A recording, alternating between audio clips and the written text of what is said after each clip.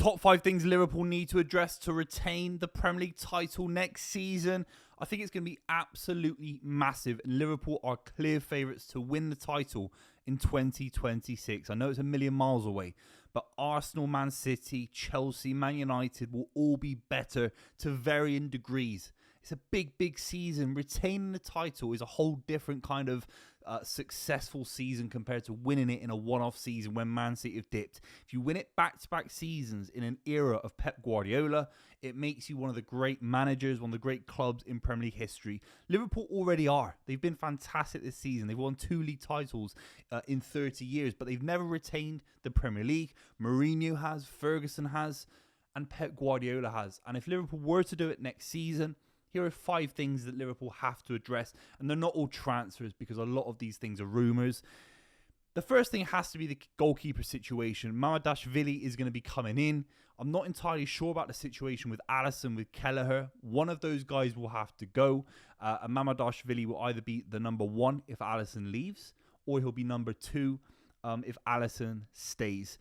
If I'm the manager, I don't care about Moneyball. I don't care about the age of Alisson and trying to be cute and clever with contracts. You have to keep Alisson to the day he literally is knocking the door down to leave, to go to Saudi Arabia, maybe to go to Brazil, whatever it is. But right now, he still is arguably the best goalkeeper in European football. I take him over Courtois all day long. And I think Arne Slot, if you lose your goalkeeper after winning the Premier League season where Alisson's been absolutely amazing, I think it could unnecessarily weaken you. So I'm talking about next season. I'm not talking about the next 10 years. I'm talking about next season. I think Liverpool have to keep Alisson, keep the stability for as long as possible. You lose Trent, that's a big part of your back line. The dynamic nature of your back line is gone. But losing Alisson would be another angle gone because he's so good with his feet, so good with distribution, and he makes defenders and everyone in front of him so much better. Mamardashvili is going to come in. He's fantastic. From what I've seen this season, and obviously in the Euros last summer, absolutely a fantastic goalkeeper. I'd be looking to let Kelleher go. I think he's a good keeper. I don't think he's good enough to be in the sticks as number 1 for Liverpool long term. And it's Alisson, Mamardashvili, maybe Mamardashvili the following season. I think that could work, but you've got to sort that out if you're Arne Slot. The second situation has to be the fullback situation. Obviously, Trent is, I'd say, 95% leaving. There is a minor miracle. It could happen, stranger things, where Trent stays at the club. But ultimately, if he goes, it's about Conor Bradley. It's about the right back that you bring in to back him up. But for me, the more interesting kind of dynamic for Liverpool next season will be on the left-hand side, because I feel like they've been getting through games this season. Tsimikas is a solid player. Robertson has barely registered a goal or an assist in the Premier League this season. He's completely lost his legs. He's still been putting in a good performance for Liverpool, no question about it. But at the highest level, when you look at what Nuno Mendes is doing at PSG, for example, what Livramento can do, Lewis Hall at Newcastle United, just as an example, even Maatsen at Aston Villa, marauding, powerful left-backs. Liverpool missed that, and they've missed that for a couple of seasons. Even every now and then, Joe Gomez going across the left-back, it isn't a long-term viable solution. I think Liverpool have to sort it out in a big, big way. There's a few big players you can go out in the Premier League and get. Obviously, Kerkez from Bournemouth, been absolutely fantastic. 2 goals, 5 assists for a side that were League 2 when I was a kid, nearly in the conference, pushing for Champions League football at one point in the season, and now probably the Europa Conference League so far this season. He's absolutely everything Liverpool need. £40 million, £50 million as well, not too expensive. And I think he's got the athleticism, the quality of delivery. He almost is Andy Robertson 2.0.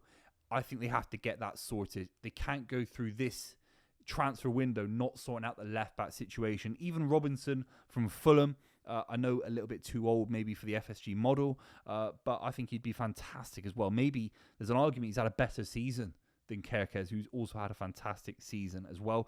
And just talking about Bradley very, very quickly, he's still got a lot of work to do. I still think he's got a lot of work to do on the ball when I've seen him. I think off the ball, he's just got this kind of natural intensity, this kind of understanding and reading of the game. He was absolutely fantastic against Real Madrid, I think it was, in the Champions League right at the start of the season. So he's really at a good level. If Trent's a 10 out of 10 fullback, I'd say Bradley's 7 out of 10 already. I think he's really that good. It's about who you bring in to support his development. Is it a 30-year-old? Is it a 20-year-old?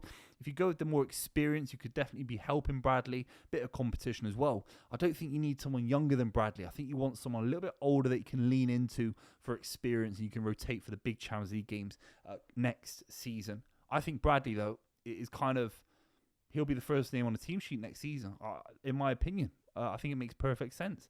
The third thing that Liverpool have to address will be the defensive midfielder options.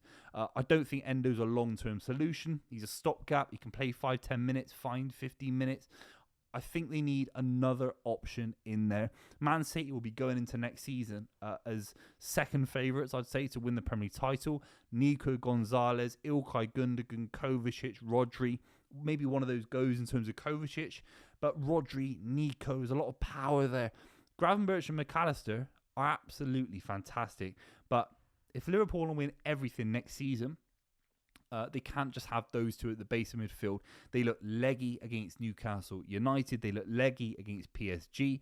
It hasn't affected their Premier League form, but it will if other sides around them make it 1 or 2 points. If Arsenal were 1 point off Liverpool right now, the little dip in form from McAllister and Gravenberch in midfield, it's not even form. I think they've been fantastic on the ball, and they're still giving unbelievable midfield kind of performances and control in midfield. It's more about their energy and their kind of power and putting their foot on the ball, through the ball in big tackles. I feel like they've been a little bit off of it, a little bit stretched in that midfield situation.